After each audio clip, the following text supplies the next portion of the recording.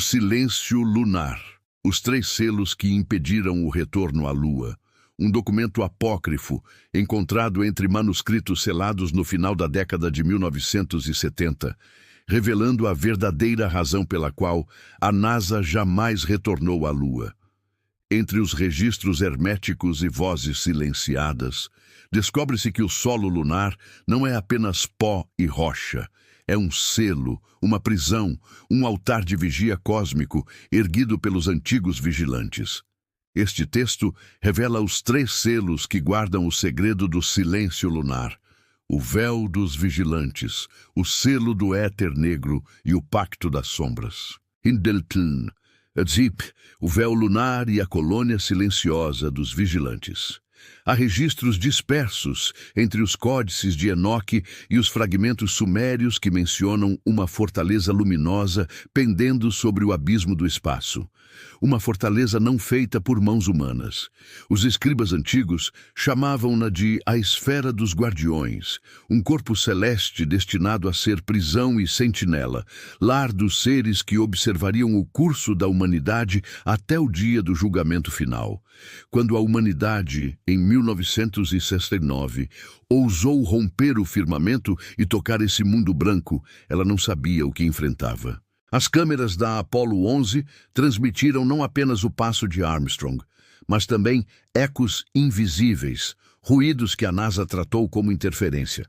Contudo, os registros não oficiais, preservados em fitas magnéticas de uso interno, mostram vozes que não pertenciam aos astronautas.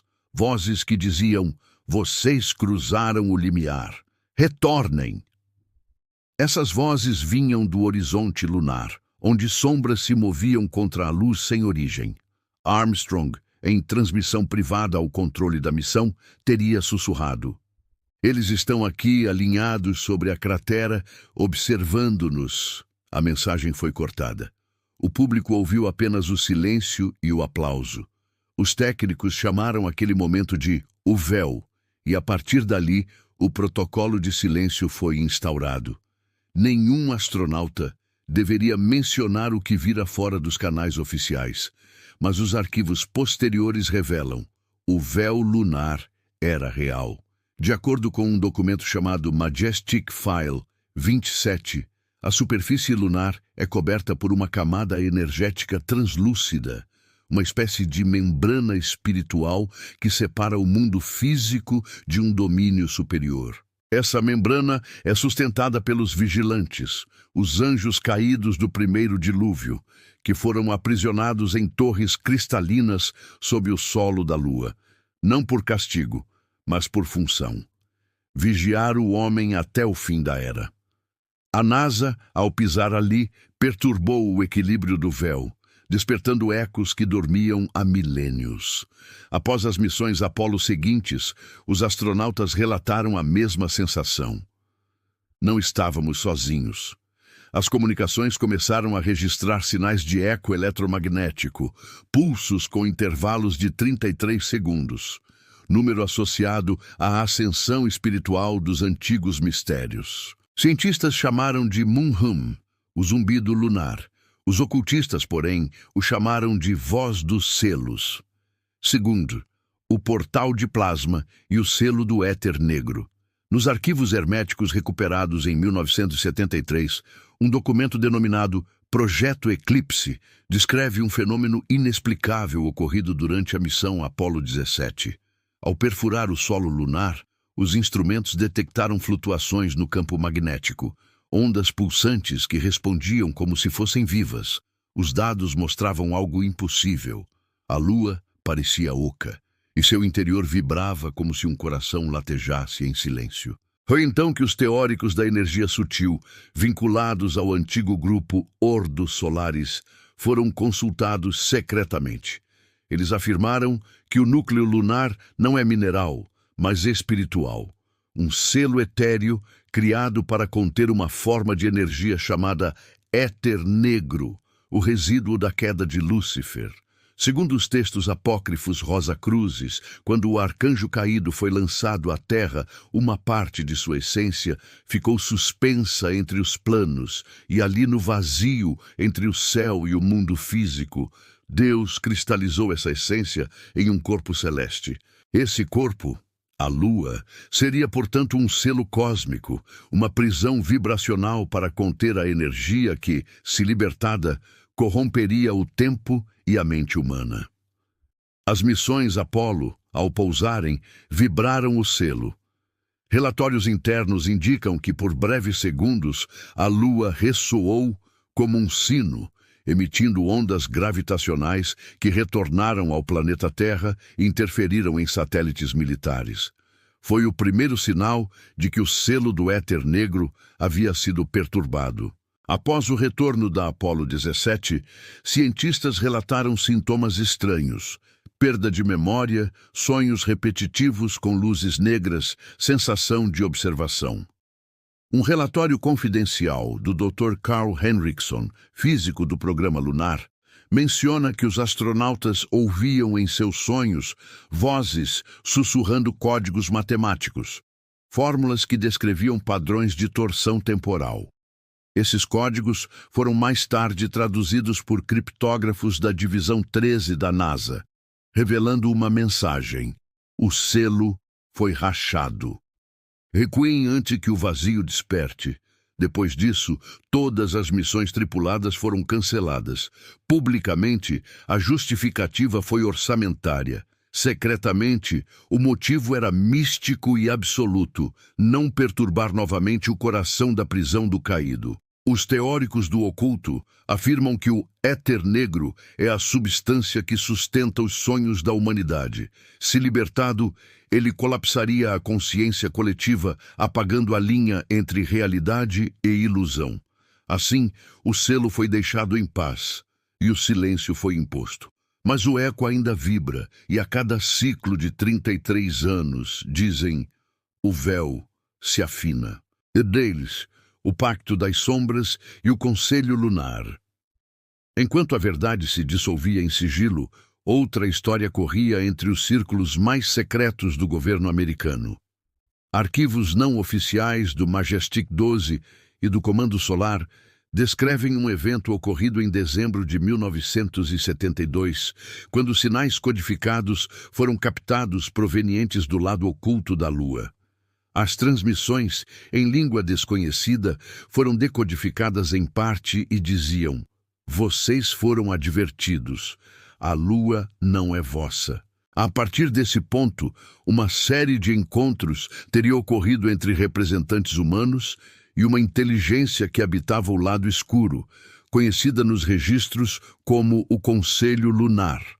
Esses seres, de natureza não totalmente física, eram descritos como emanações do frio, entidades que vibram em um espectro de luz invisível ao olho humano. Nos textos tibetanos, eles são os Chandras.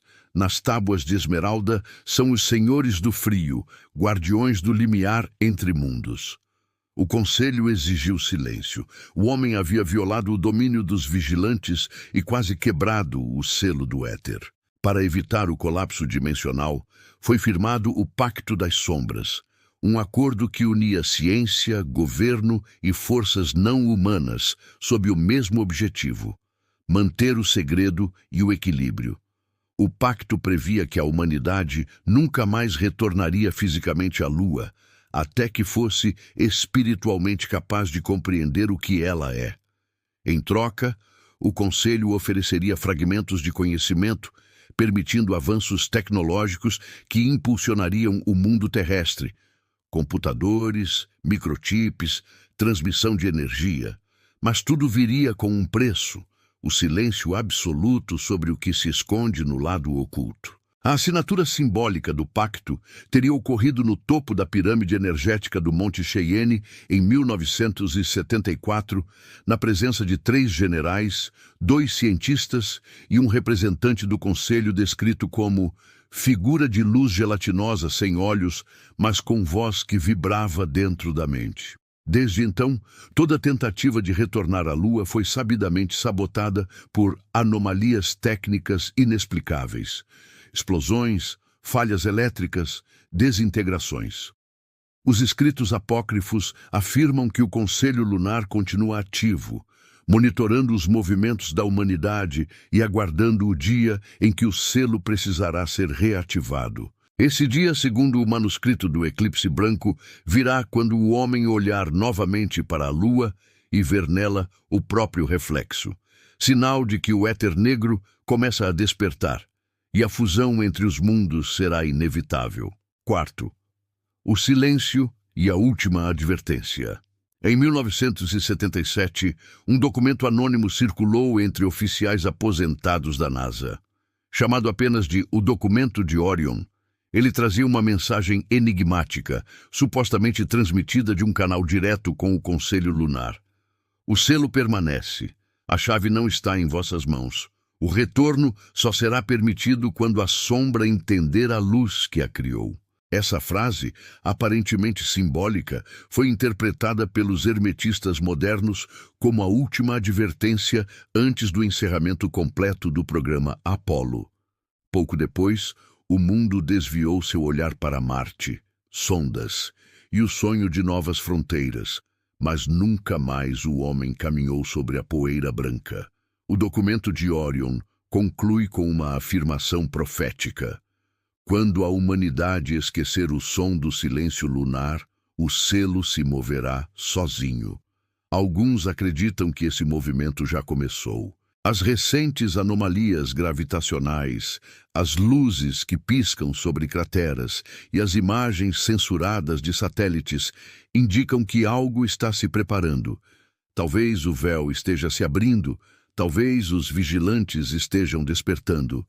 Mas a razão pela qual a NASA jamais voltou à Lua não é apenas medo ou segredo, é reverência. Pois ali, sob o brilho pálido, repousam os 3 selos. O véu dos vigilantes que observa, o selo do éter negro que aprisiona e o pacto das sombras que silencia. E até que o homem recorde o que significa subir sem profanar, a Lua permanecerá fechada, como um espelho de gelo refletindo a ignorância dos que ousam olhar para o céu sem compreender o divino. Epílogo. O retorno proibido. Nos últimos parágrafos do Codex Tenebrae, um texto hermético de origem desconhecida, lê-se: quando o homem retornar à Lua, não encontrará um deserto. Encontrará o eco de si mesmo multiplicado pelas vozes dos vigilantes. E se as palavras forem verdadeiras, então o retorno não é apenas proibido, é perigoso. Porque cada passo sobre o pó lunar ressoa como um toque nas grades de uma prisão antiga. E cada toque aproxima a humanidade daquilo que os deuses tentaram esconder, a consciência viva da própria sombra. O silêncio lunar não é apenas o silêncio do espaço. É o silêncio imposto por forças que o homem não pode compreender. Forças que ainda vigiam, sob o manto branco e frio, o limite entre o que é humano e o que nunca deveria ter sido tocado.